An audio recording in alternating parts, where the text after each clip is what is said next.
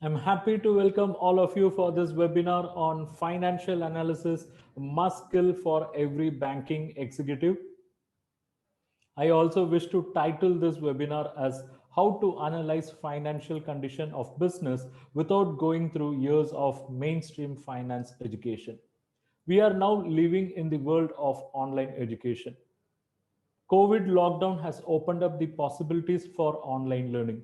In the past several months, you would have attended various webinars, various workshops, online programs. You would have attended your own organizational internal training.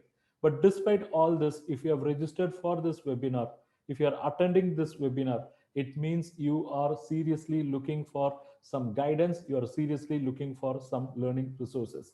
I can give you that assurance. That is, your next 60 plus minutes is going to be the valuable time. You will have lots and lots of takeaway in this next 60 plus minutes. What you require is guidance from right person. I can give you enough guidance. I can act as a resource person for you. That's the assurance from my side. Okay, so what is the objective of this program? What is my goal? My goal is basically to help out two types of executives: bank executives and finance executives. They should learn financial analysis. Bankers, they should learn financial analysis because when they sanction loan to a borrower, they do credit appraisal, credit analysis, and in that, financial analysis is the core. So bank executives, especially credit analysts, credit managers, relationship manager, branch manager, credit risk rater, sales manager, they should have a good knowledge of credit and financial analysis. Similarly, finance executives, they should understand how banks are going to evaluate their business. They should understand what are the expectations of the lenders so that they can equip the financial position of their business as well. So that's my goal here. Twin objectives: one is to help bank executives, the other one is to help finance executives. So, shall we begin? Are you ready? If you are ready, type start. If you are ready, type start.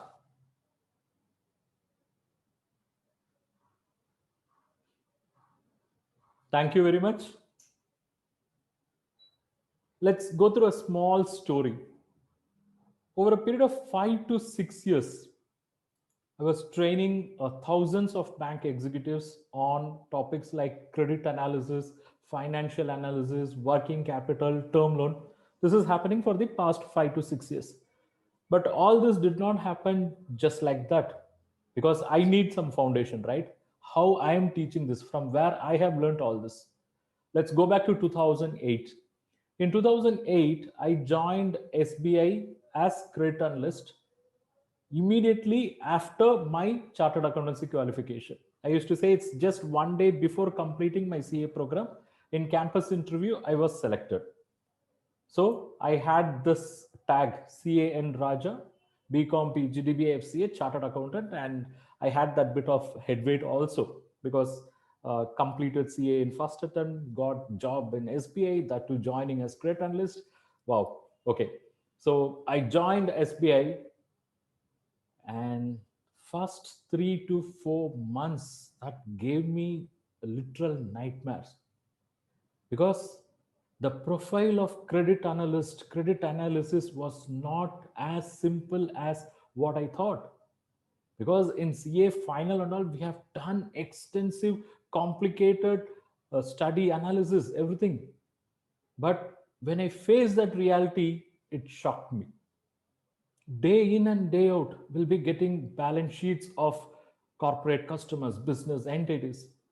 You have to read the balance sheet, you have to analyze, you have to read line by line items, you have to read in between lines, you have to arrive at ratios, you have to analyze, interpret them, then see their cash flow statement, fund flow statement, then do the credit risk rating, then put up a appraisal, then attend committee meetings, get firing, answer the questions, and in the meantime 3 to 4 other proposals will be in queue. Again, you have to analyze different set of customers absolutely with the different business models. So first 3 to 4 months was absolute nightmare. Despite being a chartered accountant, I faced lots and lots of difficulty in understanding what this credit analysis and financial analysis is all about. But thank God, I had good mentors in SBI. They guided me. With their guidance, I was able to pick up things very fast. And within a period of 1 year, I got elevated as team leader of credit processing cell.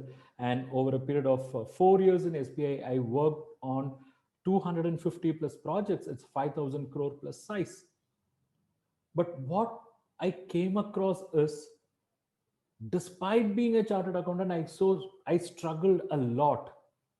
And when I was elevated as team leader, I had newcomers reporting to me who are basically from non-finance background, engineers, science graduates. They struggle in understanding basic accounting. Then comes balance sheet, then comes financial analysis. They had so much of difficulties. So at the time, they used to ask me to teach on basic things. So in the evening time, I used to teach them what is accounting, what is balance sheet, what are ratios, cash flows, fund flows. It started then. It started in 2008 onwards, I can say. And this journey continued for a period of 4 years. Then I came out, I got into CA practice. I had my practice for a period of 7.5 years with more focus on project funding, debt syndication. So again, what I witnessed is, whenever I go to bank, whenever I represent a client, the bankers on the other side were found to be on the weaker position, because client has good knowledge of his business, but bank executive, they are basically shifted from some other department and they have very little idea about what this financial analysis is all about, and many times they fumble. I've seen this. So I started training bankers on credit and financial analysis areas, so that they can approach or they can face their customers very confidently. I started teaching through bank internal training programs. I also empaneled myself as trainer with a few banks. Then I explored technology. Thanks to technology, today I teach 2 lakh plus students, of which 1 lakh 91,000 plus students are from Udemy portal and 35,000 plus students are from my own portal, CA Raja Classes. Our YouTube channel crossed 1 lakh plus subscribers and my teaching journey was also featured in New Indian Express. I also received Indian Achievers Award 2021 from Indian Achievers Forum for contribution in nation building through teaching. So, in this backdrop, I wish to ask you once again, are you really serious about learning financial analysis? Are you really serious about learning financial analysis? If yes, please type this ISAFA. I am serious about financial analysis. Just type ISAFA. I'll keep asking you to type out some small things like this. It's basically to ensure we are connected. For me, it happens now and then. Without any notice, my internet connection will go. Okay, so that can happen even today also. So if at all that happens, I would request you to stay back for another 5 to 10 minutes. In the meantime, I can make some other alternate arrangements. Okay, so if you are serious about learning financial analysis today, type ISAFA. Let's get started with today's presentation. Financial analysis must skill for every banking executive. As a bank executive, why you have to understand financial analysis? Remember one thing, what is the core business of banking? The core business is lending. And how bank takes that decision? They take that lending decision by carrying out something known as credit analysis, and in that financial analysis plays a very significant role. So if you want to rise up in your organizational hierarchy in bank, you should know what is the core business of banking and you should be in a position to take that decision as well. So for that you have to understand the elements, the factors related to that, and in that financial analysis is very important. Financial analysis of whom? Financial analysis of borrowers, because when they come to the bank approach for a loan, the bank should be in a position to evaluate the customer, then take a decision, and they can do that partly by carrying out financial analysis. And when I say financial analysis, it is analyzing their financial statements the audited or the past financials, and also their estimated projected financials. And for carrying out that analysis, we are going to use three critical tools. One is financial ratio analysis, two is cash flow analysis, and three is fund flow analysis. Let's get started with financial ratio analysis. I'm going to take you through an example. Let's say there is company A and company B. Company A has reported a profit of 10 crore and company B has reported a profit of 5 crore. If I ask you which company had performed well at this point, what will be your answer?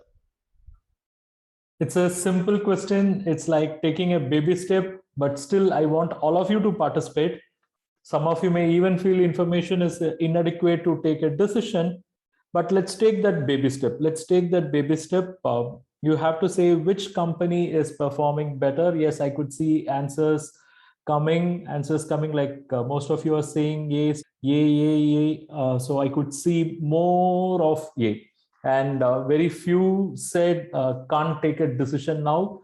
And so the conclusion, I'm going to make it like this. Majority said A and very few said they need some more information. Okay, let's see in what direction this goes. Let's see. Yeah. Most of you would say company A, right? Because company A has reported a profit of 10 crore.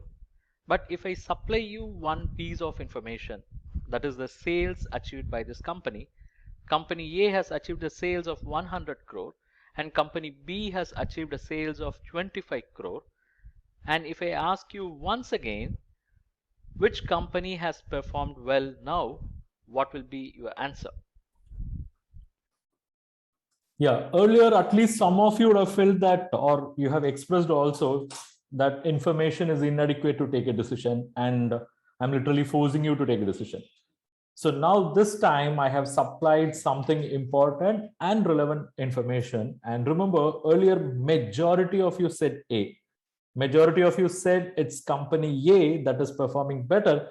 Now let's look at the kind of shift that is going to happen. And I know it's a very elementary question. This is not rocket science. I'm not teaching you something hi-fi here. I'm not teaching you the advanced concepts in financial analysis. We are just taking our baby step. But you are going to see the kind of impact financial analysis can have on your decision. That's what I'm trying to bring out here. And I could see answers coming like, so what I could see is now majority of the answers are coming in favor of B. I think it's a drastic shift. Majority of you are saying B. Why this happened? Why this happened? See, earlier you took a decision based on raw data. That's why majority selected A. But when I supplied you that additional piece of information, that critical and logical information which you can relate with, you did that analysis. I believe you did that meaningful analysis, and I believe you have taken a quality decision. How many of you agree with me that you have taken a quality decision now? Because earlier you chose A, but now you have selected B. And how many of you believe that B is actually performing better? If you believe yes, please type yes. And if you changed your opinion, please type me. It means you have changed your opinion. It's a confession. Do that confession. It's good because you are learning now. Okay. See, even now there are many other factors. We cannot take a decision just by looking at the profit alone. Okay. There are many other factors, but let us take our baby step. We'll take about step one, step two, then we'll go deeper and deeper. But given this information, now we can conclude that B is actually performing better than A. Earlier, majority of you said A, but many of you could change your decision. It means now you have taken an informed decision. Earlier decision was taken on the basis of raw data, but now it is analytical information, and you have taken a quality decision. And that's the power of financial analysis. And that's why I maintain financial analysis as the core. So once again, with this note, I welcome all of you for joining this webinar, and let's get into the world of financial analysis. And this is the way in which we are going to learn today. And if you find this way of learning interesting, please type cool, C-O-O-L. Or if you find it super cool, you are welcome to type super cool as well. But let me admit, it's not rocket science. These are all simple concepts. I just got the privilege of introducing them to you. Yeah, thank you so much. Thank you for all those cool, super cool comments. Let's get into the discussion. There will be a drastic shift, right? because earlier most of you would have favored company A, but now majority of you will be favoring company B. What happened? When you looked at the standalone figure, it was deceiving because profit of 10 crore looked better than profit of 5 crore. Yes, that's true. But when you gone deeper by comparing the profit with sales, you were able to calculate the profit margin. Company A has reported a profit of 10 crore on 100 crore. It means they have a profit margin of 10%. Whereas company B has reported a profit of 5 crore on 25 crore. It means they have profit margin of 20%. So what's happening? Company B has performed well. In this case, what we have done is we have compared the profit with sales and we have calculated this ratio. Profit by sales into 100. That is what we have calculated as profitability or profit margin. Okay. So ratios are basically a relationship between two numbers which are created in a logical way. Yes, we related sales and profits, and it's a relationship between two numbers, and there was a logic in relating the sales and profit because we can measure profitability. We related current assets and current liability to numbers, and the logic is it helps us to understand the liquidity. Okay, so ratios are relationship between two numbers which are created in a logical way, and it will help us to understand the past, present and future performance, and it will also help us to understand the strengths and weaknesses of businesses. Yes, by looking at the profitability ratio, we were able to understand like which company is performing well. So we have understood the strength and weakness. So like that we can give many variations. Okay, so that's about ratios, and we are going to understand the ratios by looking at its classifications. Ratios are broadly classified into four categories. They are liquidity ratios, capital structure or leverage ratios, activity ratios and profitability ratios. First, let's get started with liquidity ratios. Liquidity is basically ability of the business to meet its short-term expenses, short-term obligations without difficulty. At this point, I just want to bring the balance sheet here. So those who don't know what is balance sheet is a simple statement which will show from where and all money had come for business and where and all that money had been used. Okay, so for business, money can come from owners, we call it as equity. Money can come from outsiders, we call it as liabilities. When money comes from outsiders, it can come with an obligation to pay within 1 year or pay after 1 year.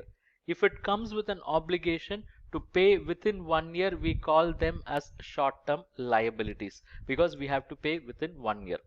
And using these money, which are basically raised as repayable within 1 year, which we call them as short-term liability, we can use this liability money to create asset, that is short-term asset.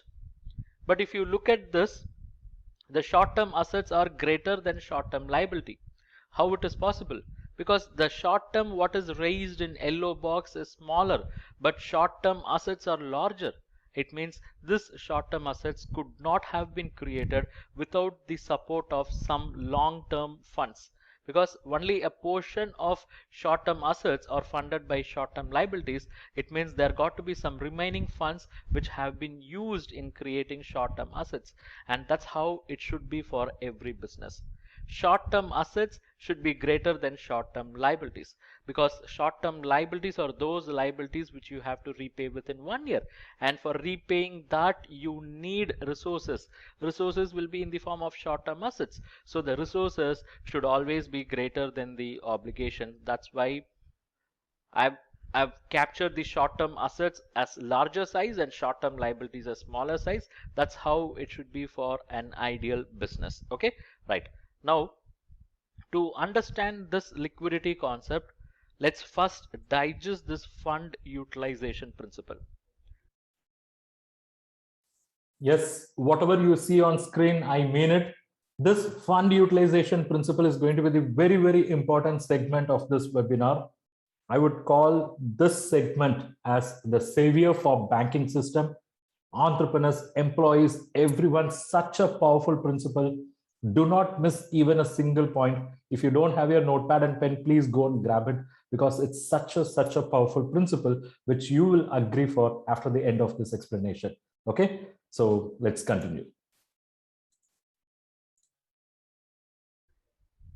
Whoever attending this webinar, whether you work in a bank or whether you are an entrepreneur or a finance manager or a chartered accountant or a cost accountant, okay, please take this principle to your heart, to your mind, and try to teach this to as many entrepreneurs as possible, because several businesses fail because of not understanding this principle. Okay, now listen.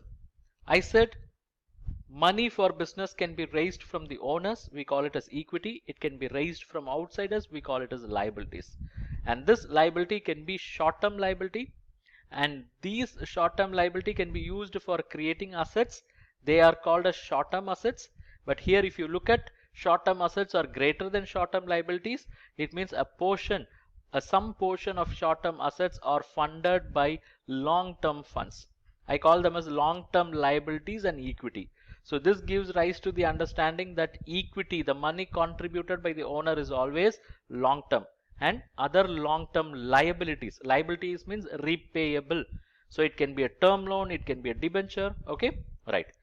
So if you look at the composition here, short-term assets are created using an entire portion of short-term liabilities and some portion of long-term funds, I call it.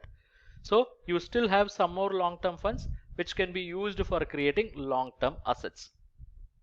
Now comes the fund utilization principle. If you are raising short-term funds, you can use it for creating short-term assets. It is good. If you are raising long-term funds, you can use it for creating long-term assets. That is also good. If you are raising long-term funds, you can use a portion of long-term funds for creating short-term assets. That is considered as ideal. But one thing that should never ever happen in any business is never ever use short-term funds for creating long-term assets. Never ever use short-term funds for creating long-term assets. Why do I say that? Short-term funds are raised with a promise that you will repay within 1 year. And if you want to repay within 1 year, you should have invested that money in short-term assets, because only those assets can be converted into cash within a period of 1 year, so that you can use that cash to pay back the short-term liability. On the other side, if you use the short-term liability on creating long-term assets, by very name, by very nature, they are long-term assets. It means those are all the assets which cannot be converted into cash within a period of 1 year. So you borrowed with a promise you will repay within 1 year. So when the due date approach, if you look back, you will not have short-term assets. What you will have is only long-term assets. Long-term assets by very nature, by very definition, they cannot be converted into cash within a period of 1 year. Then you will carry sorry figure, or you will carry sorry face with your lender. Imagine that short-term liability, that short-term fund was given by a banker in the form of a cash credit or overdraft. And when they demands the repayment, and if you don't have a matching short-term assets because you have already used that money in long-term assets, what's your position? You will not be able to sell that long-term asset. But this lender, the banker who gave you that cash credit, who gave you that overdraft, will hardly wait for 90 days.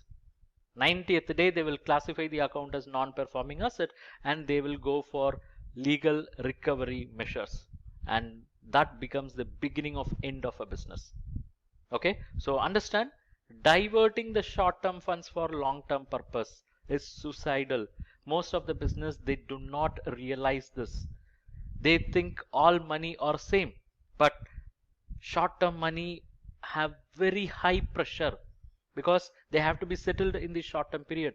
But long-term money, they are cool because you have to settle them over a period of time only. Just imagine you take a home loan, you have to pay over a period of 20 years. Your obligation will also be manageable. But for that entire home loan amount, if you go and take an overdraft, imagine the kind of pressure. Will you be able to settle that entire home loan amount within a period of 1 year? It will not happen, right?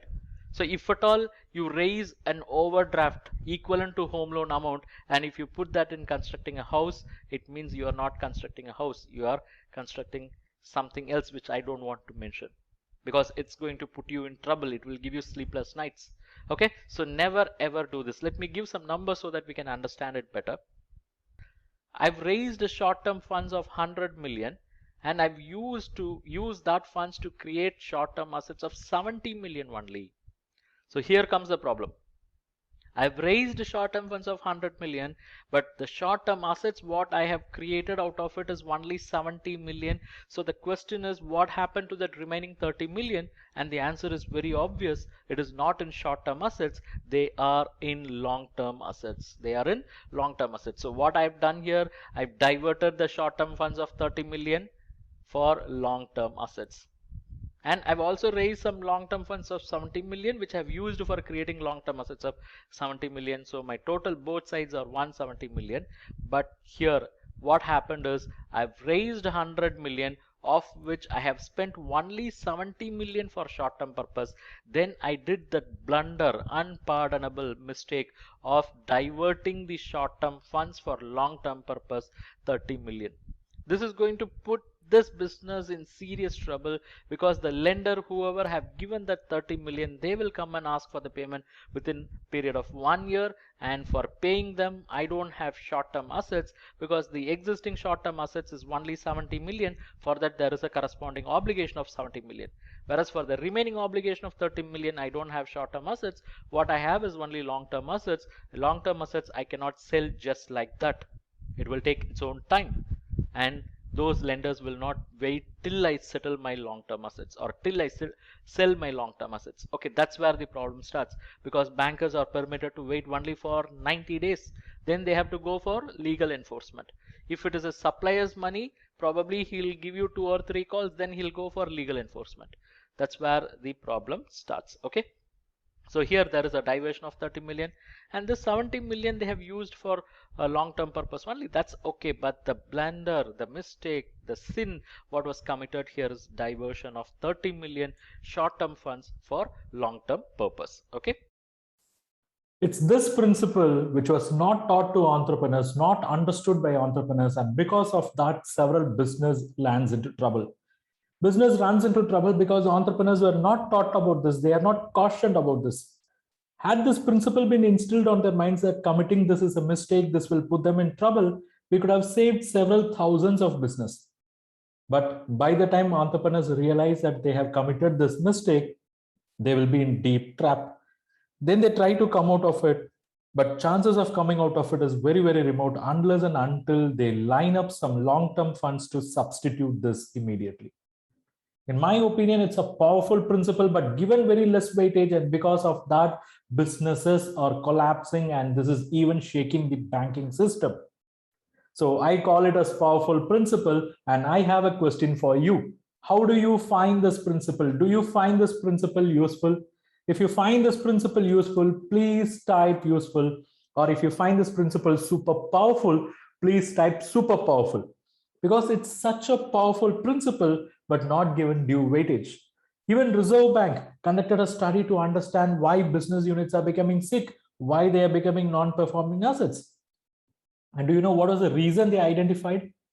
They identified that only 5% of businesses are failing because of poor sales, high competition, technology non-upgradation, quality matters, HR issues, legal issues, and those is only 5%. It means remaining 95% of the businesses have failed only because of the single reason called diversion of short-term funds for long-term purpose. So understand this principle, and if you find this principle useful, if you find this principle super powerful, shall I place a request with you? It's a request where you have to act on. If you're permitting me, please type yes. Please type yes, because it's a request and you have to act on the request. Yeah, thank you so much. The request is you just have to take this message forward. Meaning you have to teach this principle. Please teach this principle to the entrepreneurs you know. Please teach this principle to your friends and colleagues who are connected in banking and finance. Take that 2 or 3 minutes just to teach them. Take it from me. It will create a wave kind of impact. It can safeguard several businesses, not only businesses, it's a dependence like employees, bankers, various stakeholders, everyone. Such a powerful principle. So my question to you is, Will you teach? Will you teach? If yes, please type I will teach. Please type I will teach, or simply type IWT. Simply type IWT. Everyone can be saved if they can appreciate the crux of this principle. And when you teach, please place the same request. Ask them to teach it to someone they know. In this way, let this message reach masses, because this is a kind of a virus and it happens mostly on account of ignorance. And people will realize only after committing this mistake. And this is not only applicable for business, but also for our own personal life. And yes, I could see many of you taking that oath. Please see to that you teach at least one person in the following week. And thank you. Let's continue with the discussion.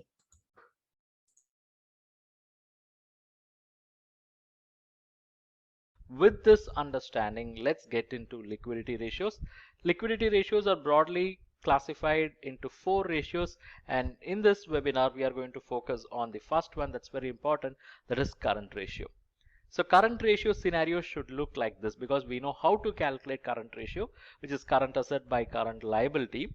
Okay, but current ratio scenario should be like this, that is current assets should be greater than current liabilities, and we calculate the current ratio like this, current asset by current liability. If current assets are greater than current liability, it means the resources are greater than obligations. Okay, let me take you through 3 scenarios. Look at the scenario 1, where the current liabilities are given. Okay, so this is total current liability, which is 300, and the resources that are available to settle that obligation is available. Okay, so the obligation is 300, resources are 600. So I think here the liquidity position is really comfortable. If I plot this in a form of a graph, the red bar indicates the resources, blue bar is the obligation, and here you can see there is a comfort zone. We call that as positive net working capital. How I have calculated? I've compared the current assets with current liabilities. So there are excess current assets. Excess current assets means that portion of current asset is not created by current liability, but they are rather funded by long-term funds. The portion of long-term funds used for creating current asset, we technically call it as net working capital. So if a business is having positive net working capital, it is a good sign, because to that extent that business will not have liquidity pressure. Okay, here they have 600 million as current assets and 300 million is the current liability. So they have pressure only for 300 million. For the remaining 300 million, they don't have pressure because it can be settled over a period of long time. Okay, that's what we understand when current ratio is like this, like 2:1. Let me give you another scenario. Here the current liabilities is same and current assets, there is a difference. Okay, look what's happening. Current liabilities are 300 and current assets were also 300. So you have an obligation of 300 million. For that you have resources of 300 million. It looks like a perfect scenario, but that's not the case. Okay, because let's say the bank CC has become due. This 100 had become due, and you can settle that using your cash and bank balances. Then when this 200 becomes due, what are the assets you have? Only the stock and receivables. Let's say the receivables are getting converted into cash. That's good. So out of 200 you settle 100, but still you have another 100 pending. So what will you do? How will you manage? Because you cannot settle your suppliers with the stock. You purchase stock from them. You cannot pay them in stock. You have to pay them in cash, and you cannot tell them please come and take back my stock. If you say so, then that becomes end of the credit business for you. You will not get credit from any suppliers in future, because that supplier will take care of the task of negative marketing for you.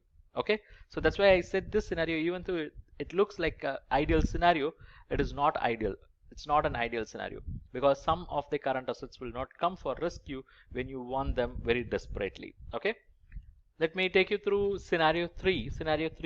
And here the current liabilities are same, whereas current assets are comparatively lesser. Look at your current liabilities, it is 300. Look at your current assets, it is 200. So here you can see the problem. You have to settle 300 million within a period of 1 year, and for settling that you have resources of only 200 million with you. You have to settle 300 million, but you have only 200 million. So how will you manage that 100 million?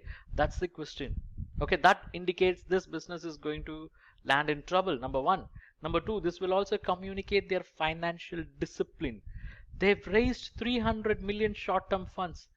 They should have created short-term assets of 300 million, but what they've created is only 200 million. So the question is, what happened to that remaining 100 million?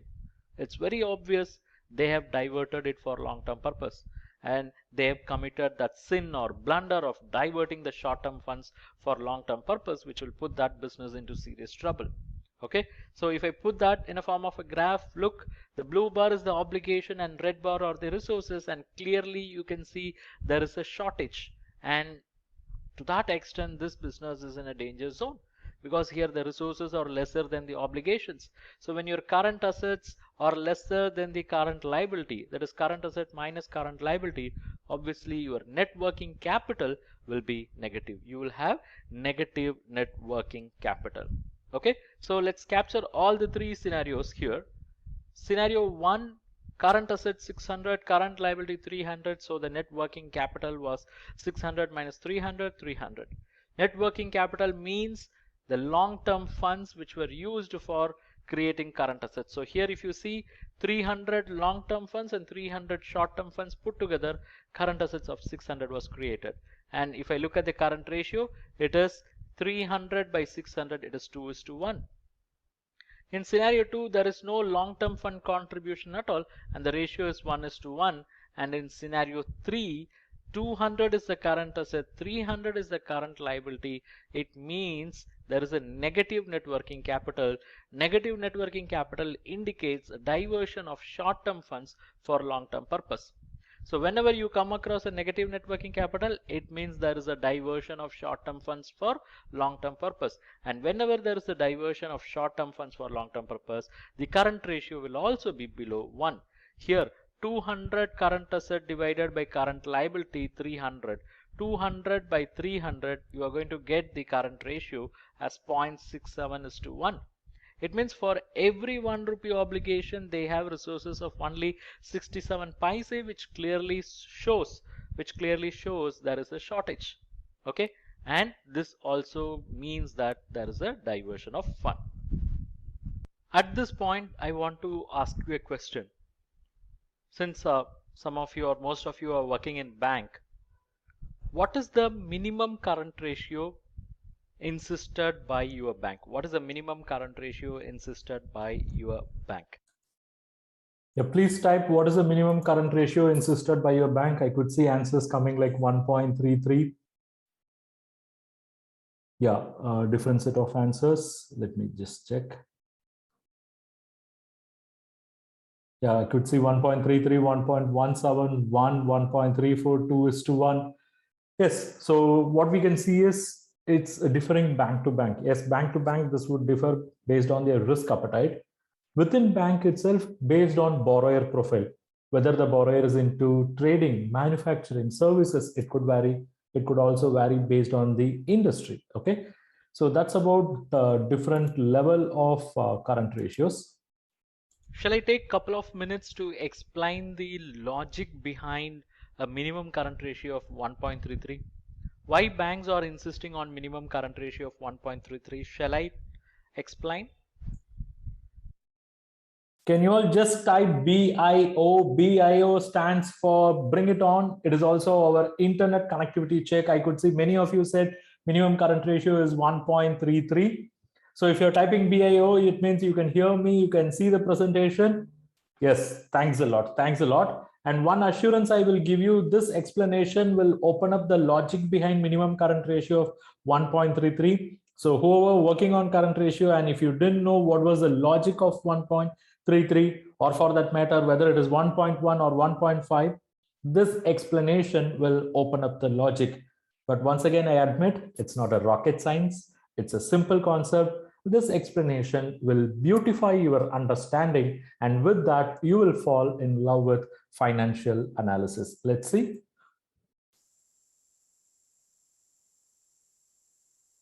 Okay.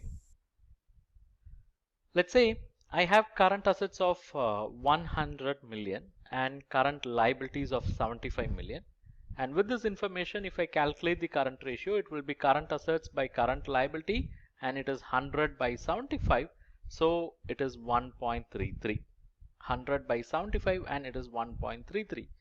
So what I can infer is, when my current ratio is 1.33, it means 75% of the current assets are funded by current liabilities, and what is even more important is the remaining 25% of the current assets, that is current asset minus current liability, the remaining 25% of the current assets are funded by long-term funds.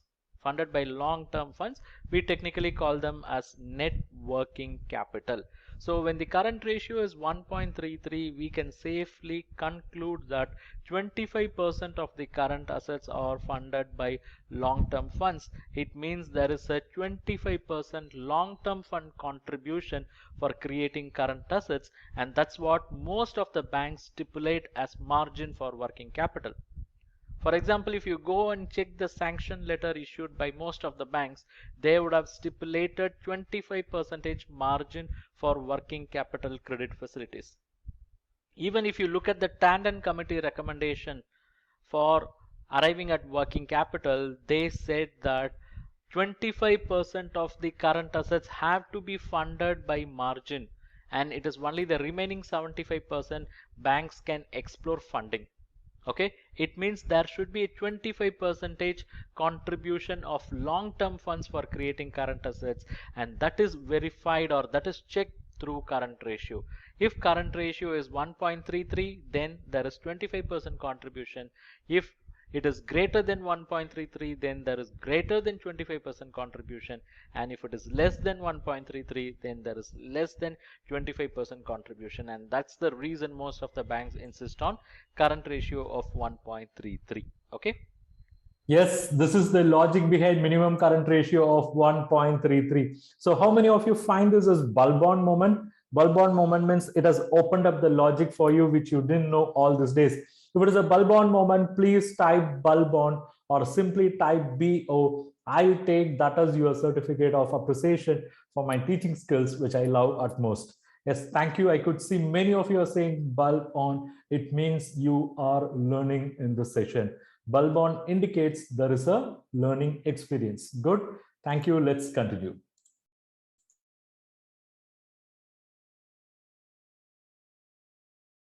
Now let's move on to capital structure ratios. Under that, there are three ratios, but here we are going to discuss about what is important from banker's point of view, that is debt to equity ratio. In debt to equity ratio, what we'll be doing is we'll be comparing the debt with equity to understand the long-term solvency of a business. Let me take you through a balance sheet. I'm just going to show you the left-hand side, that is the equity and liability side. Look at this, shareholder funds are 100, bank loan is 100, debentures are 100, and sundry creditors are 200 million. It means this business has raised 500 million from 4 different parties. Owners 100 million, from bankers 100 million, from debenture holders by issuing debentures 100 million, and from suppliers, sundry creditors 200 million. Now what we have to do, what we are trying to understand, it is debt equity ratio. So we have to compare the debt with equity. Equity is the owner's money. In this case, it is this 100, and debt is the sum of all the three. We call them as outside liabilities, and it is 400. So let's compare the debt with equity. Debt is 400, equity is 100, and the formula for debt equity ratio is debt divided by equity, 400 by 100. We get the value as 4. Let me take you through a scenario, a 3-case scenario, so that we can understand it better. The first scenario what we are discussing now is total outside liabilities of 400, equity, the money contributed by the owners, as well as the profits that are attributable to them put together, we call it as equity, 100. So if I calculate the debt equity, that is total outside liabilities divided by equity, 400 by 100, I get the value as 1, and we express it as 4:1. It means for every 1 rupee contributed by the owner, this business has borrowed 4 rupees. For every 1 rupee contributed by the owner, this business has borrowed 4 rupees. So what we can understand, if this business is raising 5 rupees, 4 out of 5 rupees is by outsiders and 1 out of 5 is contributed by the owners. That's what you see here. Outsider share are 4 out of 5, that is 80%, and owner share are 1 out of 5, that is 20%. So what's happening here? In this business, owner's stake is very less, whereas outsiders have contributed more, and I see this as highly risky proposition. Because this 80% of the funds which had come into the business would not have come free. They would have come with a cost, and these costs have to be met, let whatever be the situations surrounding the business or affecting the business, because they are all fixed cost. Look at this, in this case 400 million they have raised as debt, and they have to pay interest, they have to pay principal, let whatever be the market condition. Only in rare exceptional circumstances the regulators will step in and give direction to the banking system to not to demand for payment for some time, like what we have COVID. Reserve Bank came and said give them moratorium for 3 months, then give moratorium for another 3 months. Okay, but it will not happen every year. It happens only in rare situations. So in this case, this 400 million, they have an obligation, and that has a fixed cost in the form of interest, in the form of loan principal repayment, and they have to be met. And if for some or the other reason, if their sales comes down, and if they are not in a position to meet that commitment, meet that obligation, this business will get affected to the core. Because whoever have given money, they'll not wait for long. They go for legal recourses, and that could come as a big blow for the normal operations of this business. Okay, so that's why I say 4:1 is a highly risky scenario. Let me give you a second scenario where the outside liabilities are 333 and equity is 167. I chose these numbers to convey an important message, because look, the total funds are 500. Here also it is 500 only, but I've chosen a different proportion.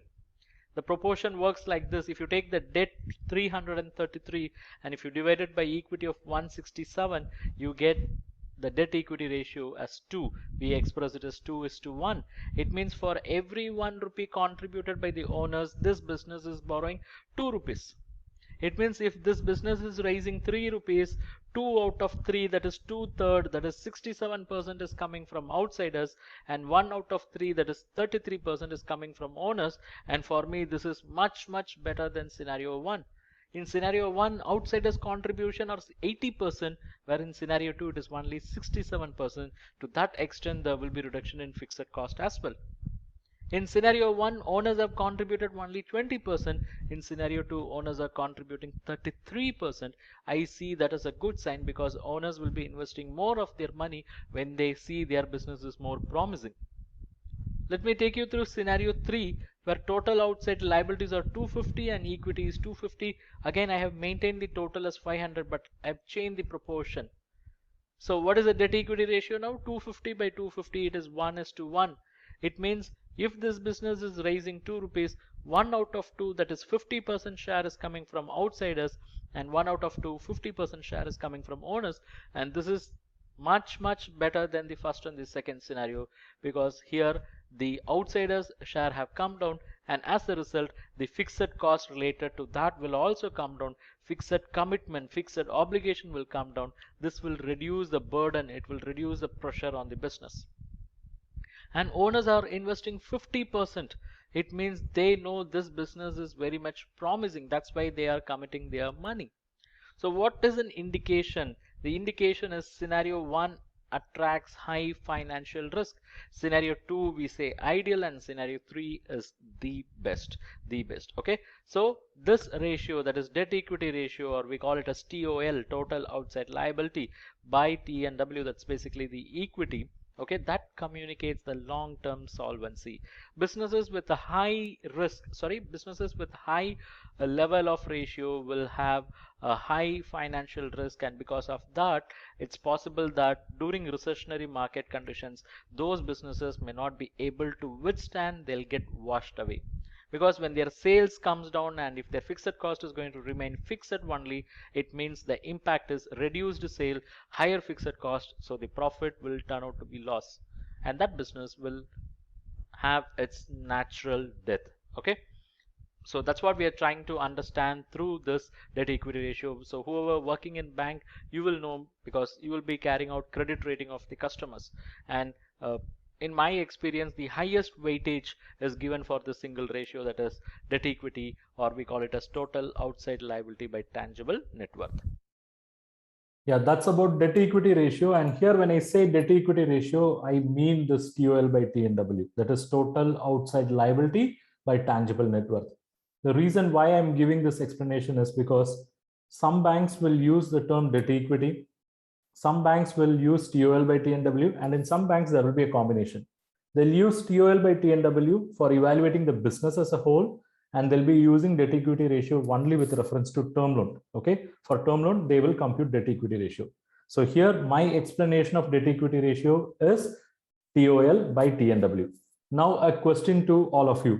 What is the maximum TOL by TNW ratio acceptable by your bank, tolerable by your bank? Maximum means your bank will not go beyond that. Okay, I could see like 4:1. 4 means 80% can be the overall debt or liabilities. It means 20% should come from owners. I could see Sridatta saying 5:1. Then 2:1 is coming. 2:1 means what? 2/3, 67% can be outside liabilities. It means 33% should come from owners. So here also what we could see is bank to bank, this could vary based on the risk appetite, and within the bank also based on the borrower profile, whether the borrower is into trading, manufacturing, services, and depending upon industry also, it could vary. So the message is we cannot have a one size or one ratio fit all approach, because it's going to vary based on the profile, based on the bank risk appetite. So what you have to do when it comes to practical application of this ratio, the message or the advice is, please be guided by loan policy guidelines of your bank, because loan policy guidelines of your bank is your charter, and that will tell you how you should handle that scenario.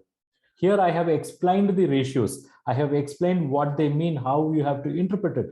But to what extent you should go, or what you should insist as minimum, that should be ruled or governed by loan policy guidelines of your bank.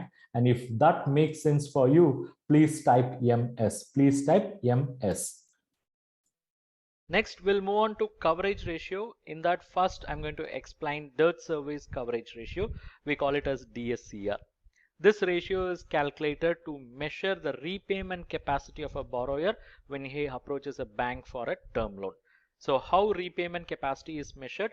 It is measured by finding out the cash profit available for debt service and comparing that with the repayment obligation for every year, which is interest plus principal.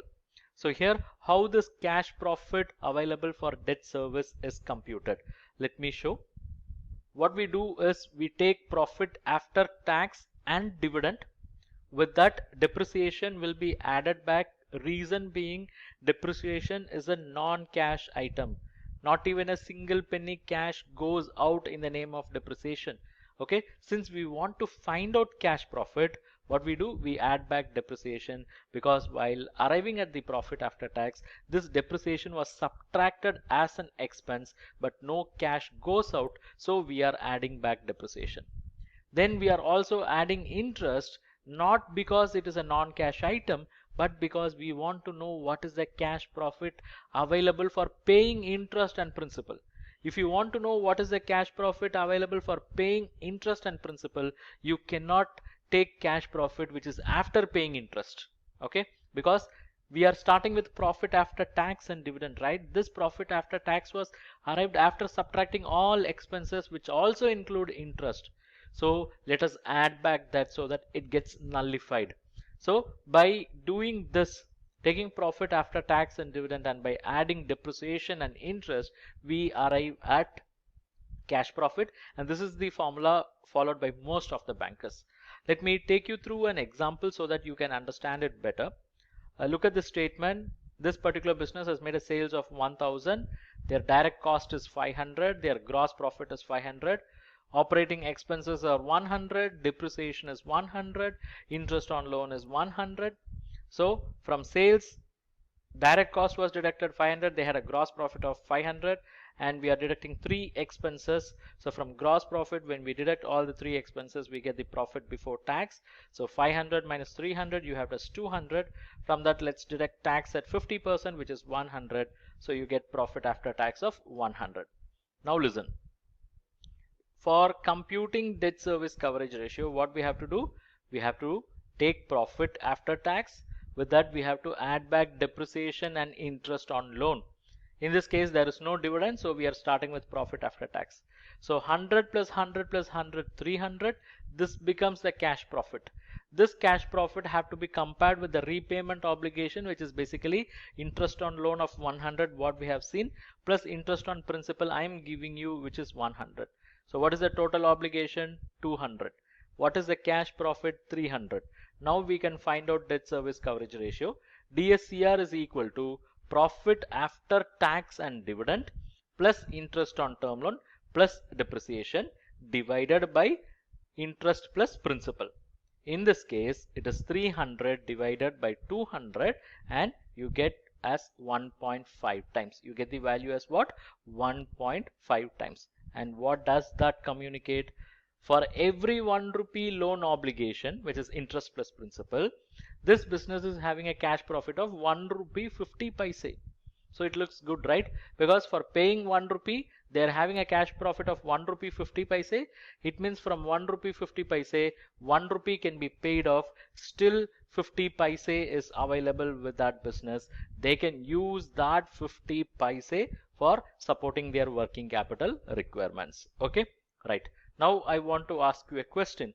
What is the minimum DSCR insisted by most of the banks? If you're working in a bank or if you are exposed to this concept, please give your answer. What is the minimum DSCR insisted by most of the banks? Yes, I could see answers coming like 1, 1.5, 1.33, 1 also there. So we boost 1, 1.5, 1.25. Anyone working in public sector bank? Because there mostly you will see like 1.75, right?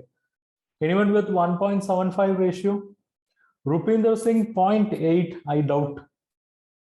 0.8 means you are saying 80 rupees is sufficient for paying 100 rupees? I doubt that. Yeah, Deepak, Bank of India 1.5. Okay, right.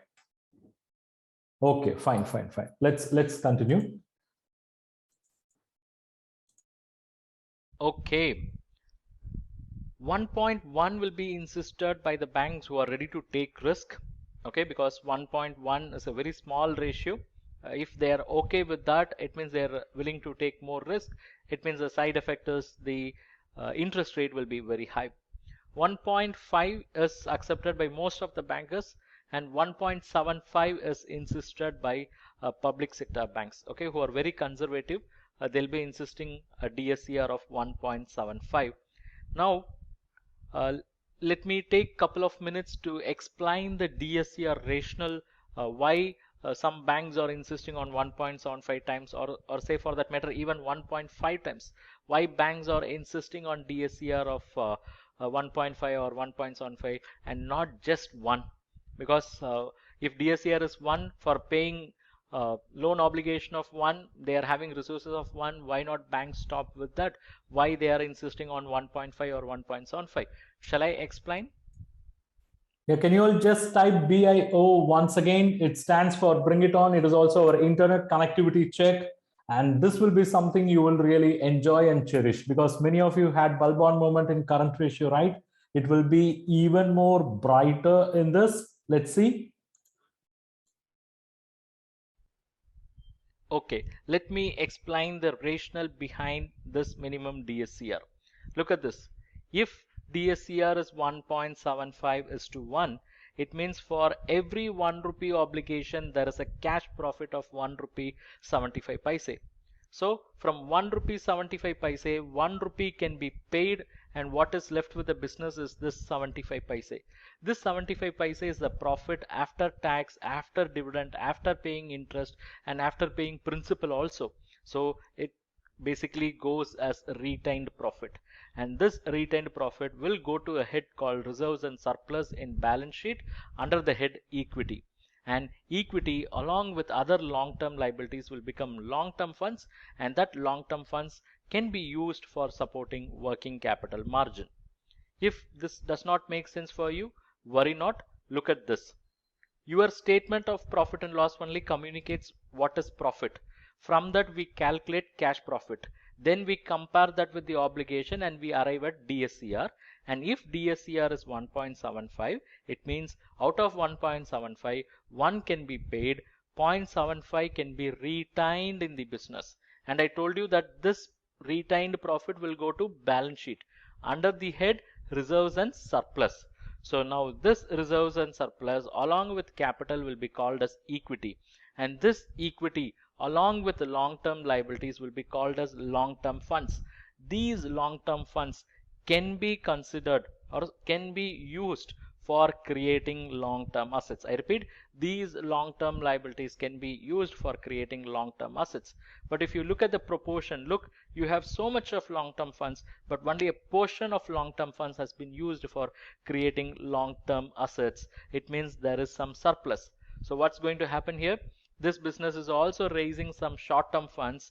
It is creating short-term assets. The short-term assets are more than the short-term funds. How it was made possible? Because short-term funds are very small, but short-term assets are much bigger than that. It was made possible because the remaining surplus of long-term funds, has been utilized for creating this short-term assets. Now try to link with our fund utilization principle.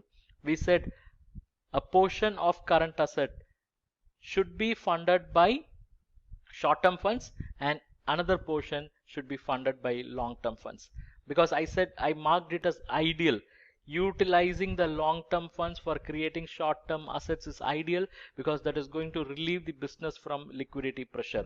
So if a business is having a DSCR of 1.75, that 0.75 gets retained in the business. It gets retained, it becomes part of long-term funds. So that long-term funds, after being utilized for creating long-term assets, there will be some surplus.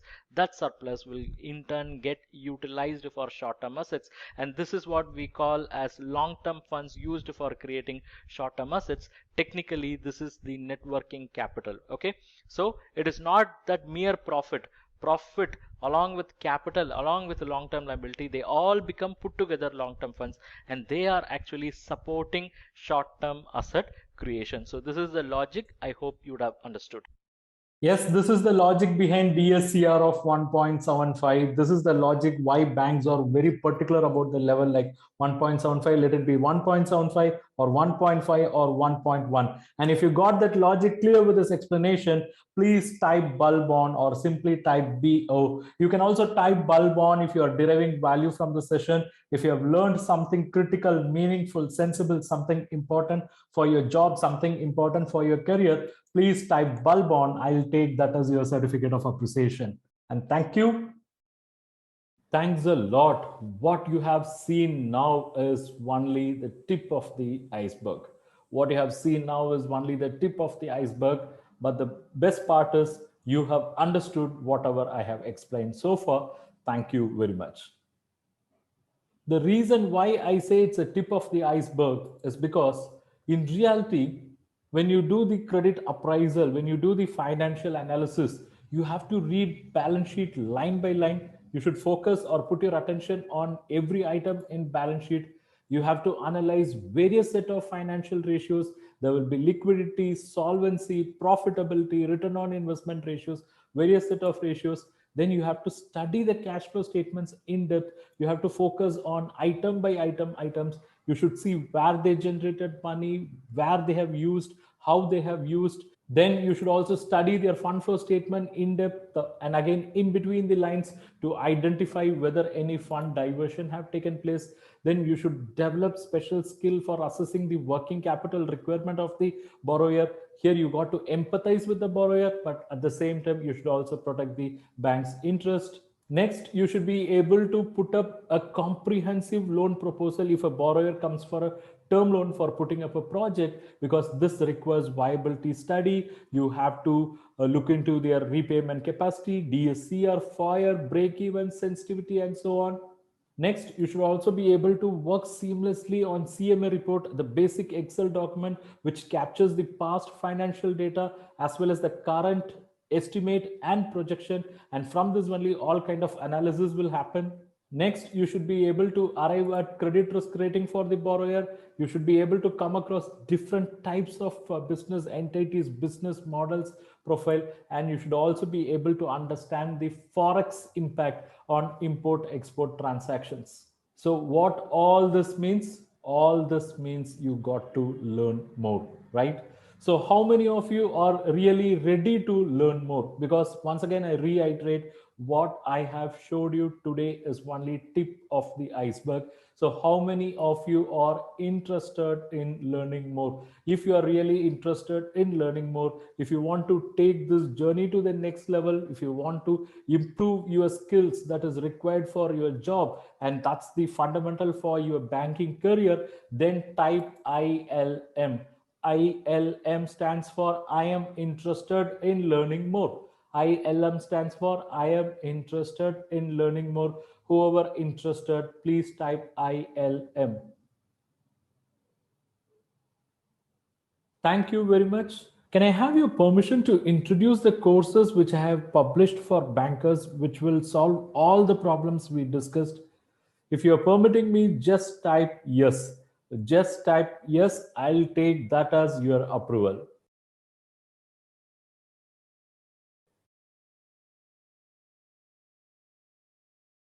Financial and Credit Analysis Mastery Bundle. It's a bundle of course I have created for financial and credit analysis purposes. To start with, we have course number 1, our bestseller course, Banking Credit Analysis Process. By taking this course, you will get a complete picture of banking credit analysis process, starting with credit analysis, financial analysis, ratios, cash flows, fund flows, working capital, term loan, and so on. It's basically 30 plus sections, 200 plus lectures. This is one of our best selling course and it's included in this package. Then comes course number 2, how to carry out financial analysis as a banker. This course focuses exclusively on financial analysis, covering how to carry out financial analysis through ratios, fund flows, and cash flows. Then we have course number 3, how to carry out term loan appraisal and analysis as a banker. This is a course which is going to take you through the technical process of term loan appraisal and assessment, because here you have to understand the techno-economic viability of the project. You should arrive at the cost of project, means of finance that requires a different set of approach. You should understand the production factors of a project. You should understand the technical analysis involved in term loan appraisal and assessment, and this course will take you through that. Then we have course number 4, how to prepare CMA report for bank loan. CMA report is basically that Excel spreadsheet which is going to capture the past financials, present, estimate, and future projections. And it's by looking at the indicators generated out of this CMA report, bankers are going to take critical decision. So in this course, through 8 sections, I have covered the CMA report preparation process in depth with an elaborate comprehensive case study. Then we have course number 5, how to read balance sheet. In this course, I have picked up a real life balance sheet from stock exchange and I have explained in and out of balance sheet reading process. By taking this course, you will develop confidence in reading balance sheet. Then comes course number 6, how to read CIBIL report. By taking this course, you will develop the ability to read the CIBIL report, read in between the lines, as well as read each and every line of CIBIL report and frame the credit opinion of the borrower. Then comes course number 7, how to prepare cash budget for bank loans. This course will help you when a borrower approaches you for short-term loans, ad hoc loans, or for letter of credit.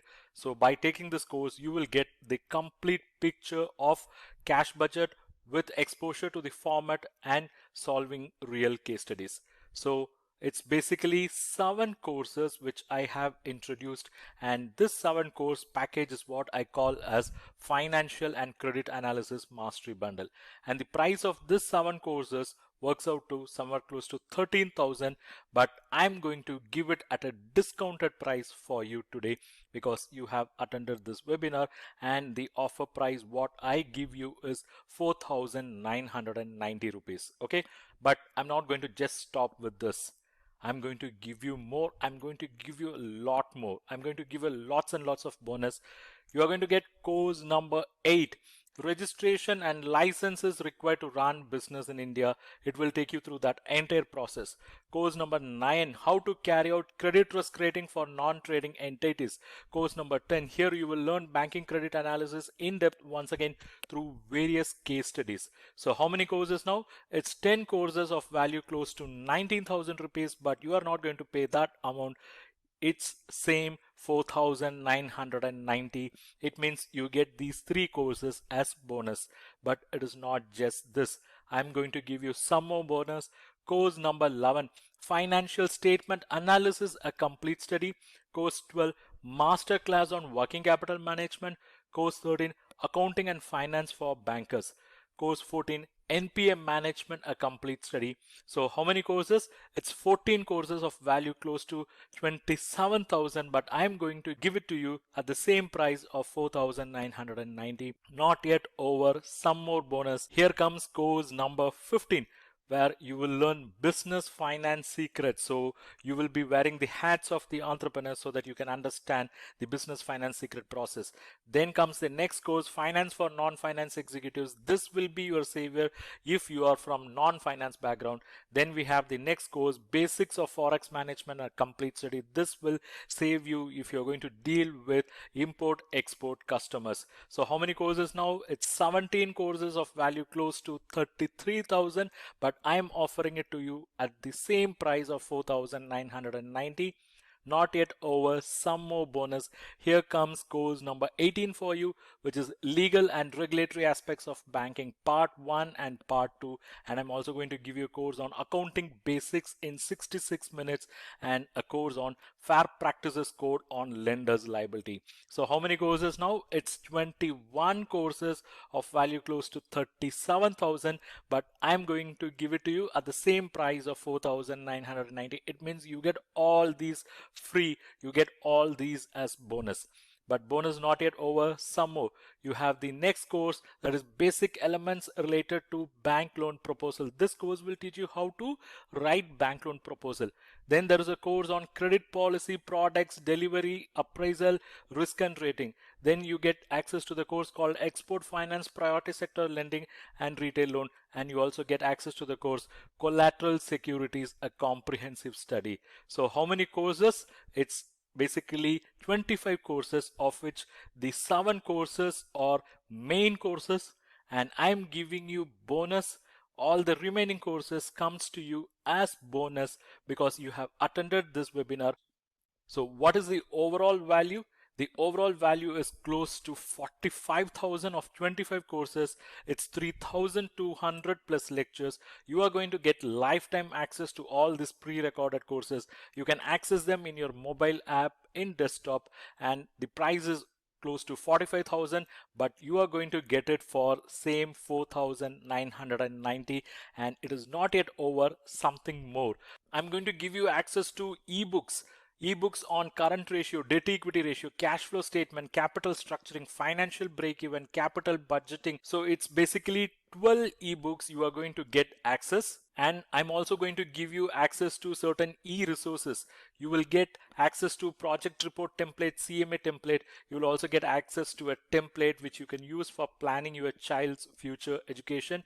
And you will also get audiobook on types of financing. You will also get access to test series related to analysis of financial statements, working capital requirements, and ratio analysis. And something more, you will also get access to career guidance material which is related to professional courses for banking executives and a material on all about certified credit professional.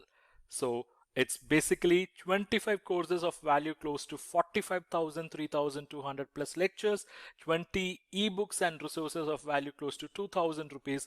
You get lifetime access for these pre-recorded courses and e-resources. You can access them in mobile app, desktop, laptop. Its value is close to 47,000, but you are going to get it today for 4,990 only. This is a one-time opportunity for you. Make use of this opportunity. Enroll now. So thanks for this opportunity. I'm going to share the link.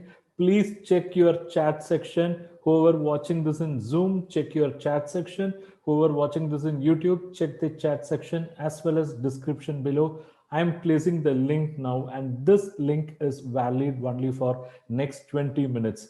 So if you want to continue your learning journey, if you want to take it to the next level, if you want to make best use of this opportunity, your time is on now. It's going to be next 20 minutes. So if you believe that this webinar has added value for you, and if you want to continue your learning journey, now the ball is in your court. Please click on the link. It will take you to the course.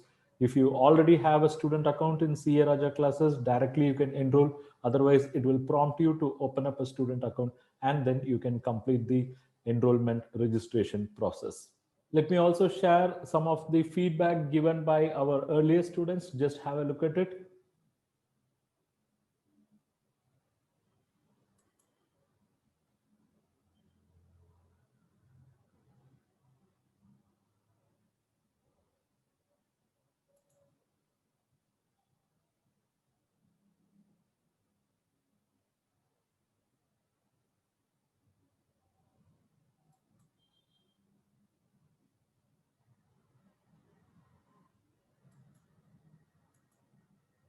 If you still wonder whether you should enroll in this package or not, just look back your past 60 plus minutes you have spent. Just try to answer all the 4 questions. Question 1, did you really understood what was explained? If answer is yes, whether you are able to relate with the things that were explained in this webinar. If answer is yes, if you derived value in the 60 plus minutes, and if answer is yes, and if you had that aha moment or bulb on moment that you have learned something really meaningful, useful, then I would suggest go and enroll confidently, because you will get that throughout this package, throughout the courses. That's the assurance from my side. If you have this question as to how you can access these courses, just have a look at the screen. If you enroll now, you can access them in desktop, laptop by visiting our portal. You can also install our app. We have app for Android phone users as well as iPhone users. You can download the app from Play Store, App Store. Just search for CA Raja classes, and the courses whatever you enroll will be available in the app also. And the best part is you can download the courses into your mobile within the app, and you can access them later even without internet connection. After enrolling the course, if you have some doubts or if you need some guidance, we are going to provide you 24/7 lifetime support through our Telegram community. We have a community for financial analysis where 1000 plus bankers have already signed up. This is only for paid students who are coming to this specific course. You can ask all your questions and you will get reply. You can also learn from question answers of other participants. I'm also sharing the screenshot of our Telegram community. This is where most effective learning happens, because on a daily basis, there will be discussions, Q&As, and many take advantage of this. Okay. And now it's time for you to take your call. And before you take that final call, let me give you a bold assurance. Let me give you a bold assurance. My bold assurance is this package will give you at least 100 times value for the money you are going to commit. That's my assurance. You will get at least 100 times value for the money you are going to commit in this course, because that's the kind of feedback I have from earlier students. That's the kind of upskilling happened for our earlier students. Many of them have come back to me saying that they got their promotions, cleared their credit examinations. They were able to do their credit related job with utmost confidence. So it's because of such a feedback, I'm giving you a high level of assurance. And for you, this is not an expense, rather a one-time investment. And what you are going to get is lifetime access to the courses. And I'm giving you a lifetime Q&A support through our Telegram community. You will not find such an opportunity elsewhere or anywhere in the market. So I'm saying it very boldly, and I can give you that assurance. So whoever enrolling now, please type I am enrolling. Please type I am enrolling, or simply type IME. IME, it means you are enrolling now.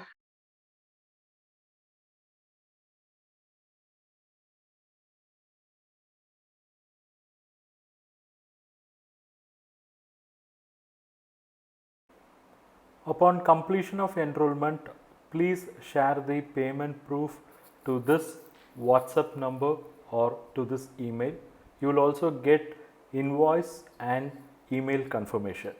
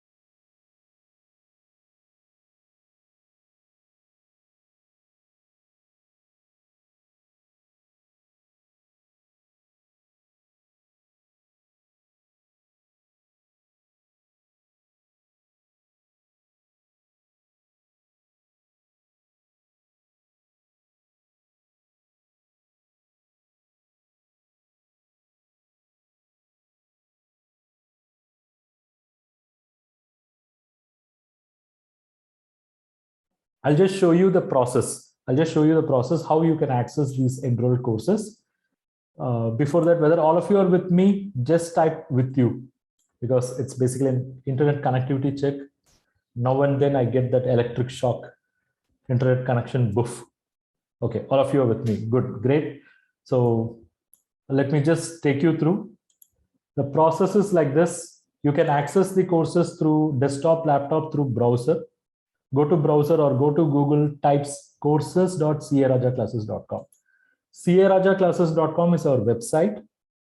Courses.carajaclasses.com is our e-learning portal. Okay, so all the courses are listed here only. Courses.carajaclasses.com. So click on that link. It will open up. On the top right, you will see login button. Okay, once you open, on the top right, you will see login button. So once you click that login button, a box like this will open where you have to give your user ID and password. Yeah, Mridu, yes, I will look into. Okay. See, once you click that login button, there will be a sign up or login button. If you click that, it will open up this box and it will have email and password. See, your user ID is nothing but the email with which you have registered in our portal. Many students, they get into confusion. Sir, what is my user ID? I forgot. What is my password? I forgot. For you, answer is our first ever mail from CA Raja classes to you is your user ID and password. I repeat, our first ever mail. So how do you find that first ever mail? So I don't know when I signed up. All these questions arises. For that, answer is very simple. Go and open your email. There will be a search bar on the top right. In that, just type carajaclasses@carajaclasses.org. That is our official email. Okay, carajaclasses@carajaclasses.org. And if you click search, it will list out all the mails we have sent. In that, you go back to our first ever mail. First ever mail is welcome mail. That will have your user ID and password sent by our system. And in that you will have this. Okay, is that clear? Just type clear so that I can proceed further, because I'm saying all this such that you do not face any difficulties later in accessing the course. Okay, perfect. Right, now give your user ID, password, login. Once you log in, you will see a page something like this. On the top, you will see My Courses. Can you see that? My Courses. Click that My Courses. Simple. That will show the course what you have enrolled today. It will show whatever courses you have enrolled today, including the course you have enrolled today. And if you click on the course you have enrolled today, that will list out all the 25 courses included in the bundle, all the 12 ebooks, all the 8 e-resources. And if you click on any of the course, it will open. On the left hand side, you will see the lecture titles. On the right hand side, you will see the screen, video screen. So click on the lecture title, right hand side, it will play. You can make it full screen. Once you are done with one lecture, by clicking next, you can move on to the next lecture. So this is the procedure. It is as simple as YouTube. Okay. Only thing is, it's a secured one. You have to give your user ID and password. Yeah. Just give me a moment.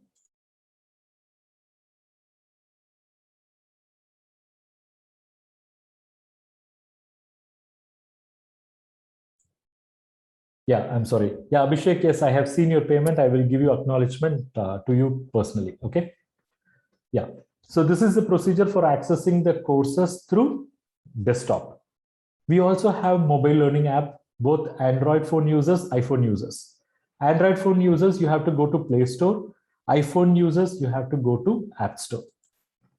Okay, go to Play Store, App Store, search for CA Raja classes. Search for CA Raja classes and you will find them here. Yeah, this is our app.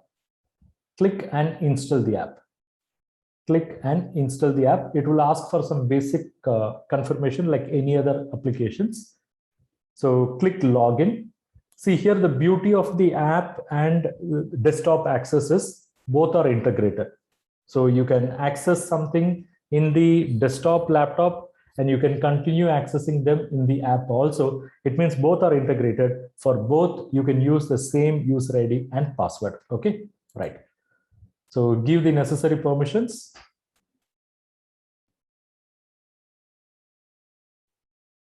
You have to give your user ID, password, login, and you will see something like this, not exactly the same screen, but something like this. And on the top, you will see this 3 bar, right? Okay, you have to touch that. You have to touch that bar and that will open up a pane like this. And in that, you have to touch this My Courses. Touch this My Courses. So that will show all the courses you have enrolled, including the course what you have enrolled today. That's the procedure. And if you touch that, it will list out all the courses included in the package. Fine. So you can click on the course, you can start playing. And the best thing is, see here, you can see this, no? This button. It's for download. So if you want to download this video, you can download, but downloaded content will be available within the app only. But even without internet connection, later on, you can access this. So whatever videos which you consider as very critical, you can download. Or if you want to download the entire course, you can go and download, but it will consume your overall memory. So in that way, you can, in that way, you have to plan for it. Yeah, Jiten Rai, don't worry. I think you have some problem in resetting the password. Don't worry, I will do it for you. I have seen your WhatsApp message also. I will help you out. Okay. So this is the procedure for accessing in desktop, laptop, as well as mobile app, both Android and iPhone users. So far, is it clear for all of you? If it is clear, please type clear. Then I will go with our bonus material.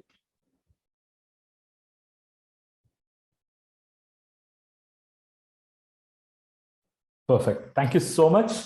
Here comes the bonus material. Why I call it as bonus material? Because it's available only for creamy layer. And you are so special because you have that burning desire to learn, to upskill yourself, to grow up in your hierarchy. And you should also be growing in monetary terms. So for that, some foundational things you have to do.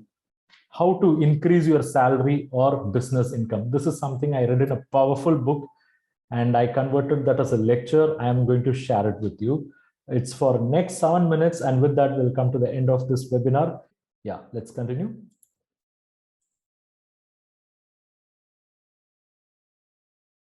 It's midnight 1 a.m. When I read this, I thought immediately I should convert this as a lecture for our YouTube subscribers. How to increase your salary or business income. Salary increment. This will be the wish of every employee. But many of them think that this salary increment is decided either by the economic environment or it is decided by superiors. But the fact is, it is decided by what we do or what we don't do. Our position, that is, in what stage we are, how we are, was actually chosen by us. If you are not satisfied with your current salary, if you are not satisfied with your current income in your business, then you have to ask your boss. You have to ask your boss. For that, you should stand in front of a mirror and negotiate with your boss. The person you see in mirror is your boss. This person only decides your salary. It means you only decide your salary. You only decide your business income. If your present income is not increasing beyond a certain level, it means you touched your highest level of income for the present skill and present knowledge you have. That means you have reached your maximum.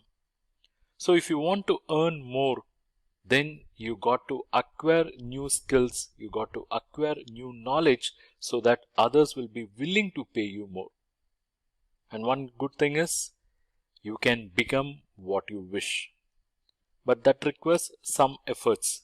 Efforts are basically you have to read more, you have to upskill yourself, you have to engage in continuous practice, continuous learning, and you have to continuously focus on progress.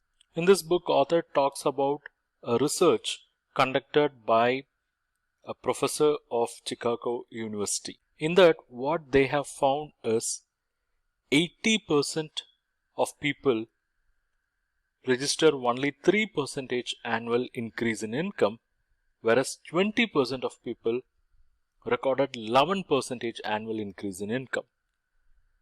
So whoever coming under this 80%, they had only 3% annual increase in income and they never progressed. They always worried about money. They had shortage of money at the time of their retirement and they never learned anything new since their first job. They never read anything new. They never learned any new skill. They didn't bother to upskill themselves. They were doing same or routine job again and again. And people around them also never read anything new. They had no improvement. And because of this, they believed that others are also living in the same way. They believe the lifestyle of others is also similar like this. So that's about 80% people. Whereas remaining 20% people, they had 11% annual increase in income. How? All of them were lifelong learners. They read something about business. They always read something about self-development. They participated in seminars, workshops to improve their skills. They networked with like-minded people. They discussed which makes them better. They discussed about ideas and insights which will help them to achieve results at a faster pace. So, if you want to achieve higher income, whether it be in the form of increment in salary or increase of income in your business, you have to become a lifelong learner. So how to become lifelong learner? Author prescribes 3 steps. To become lifelong learner, he is suggesting 3 steps and these steps will bring total change in the way you attract higher income at a pace greater than you think.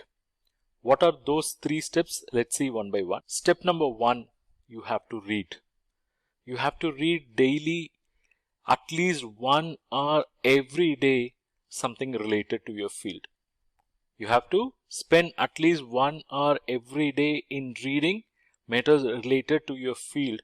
It can be related to your job, it can be related to your business, and when you do this, please keep away newspapers, magazines, TVs, computers. Put your entire focus on reading. Anything that helps in improving your job, improving your business, keep this, make it as a daily routine. If you do this at least 1 hour per day, you will be able to read one book at least per week. It means in a year you will be able to complete 50 books. If you want to get PhD in a top university, you have to read and research 30 to 50 books. But by reading 1 hour per day, what you're going to get is new ideas.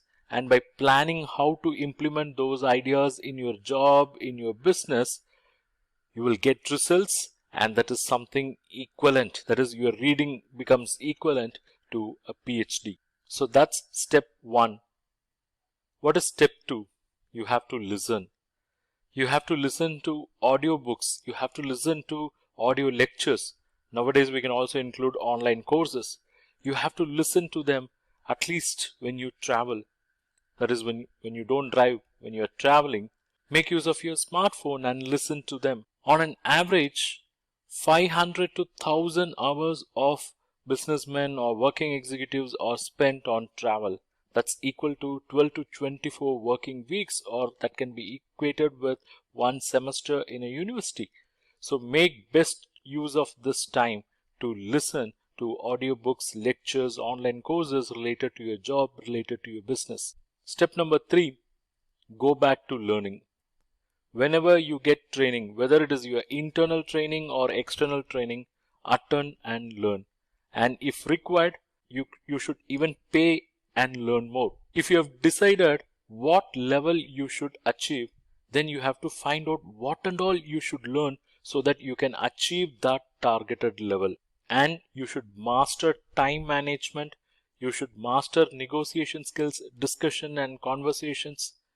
You should achieve expertise in goal setting, finding solution for problems, strategic planning, and you got to acquire new skills that could lead to faster growth. So these 3 steps are very critical if you want to become a lifelong learner, and only those who become lifelong learner will be able to increase their salary or business income. I've read this in a book called Personal Success. Yeah, I read this in a book called Personal Success. Personal Success. Even if you look around people who are successful in your own organization, they are the people who have implemented these kind of strategies, these kind of steps. Okay. So how many of you find this useful? Find this useful. It has helped you to get some insights. If you find this useful, please type useful. So if you find this really useful, please type useful. I try to implement this on a daily basis, and I could see the power, it's a transformation effect. Okay. So see, all of you would have received a mail. Okay. You would have received 2 mail. Mail number 1 is invoice. Mail number 2 is the confirmation that you have enrolled in this course, how you can access through desktop, laptop, through app. It will also have the link for Telegram. And on the top of it, it has something known as banking premium membership. Okay. It has something known as banking premium membership. That is something which will make you a lifelong learner. And I wish to share that to you through WhatsApp only. Okay. Right. So just go through the mail. You'll be getting a WhatsApp message with a small video that will just explain about our banking premium membership, and whoever interested can go for it.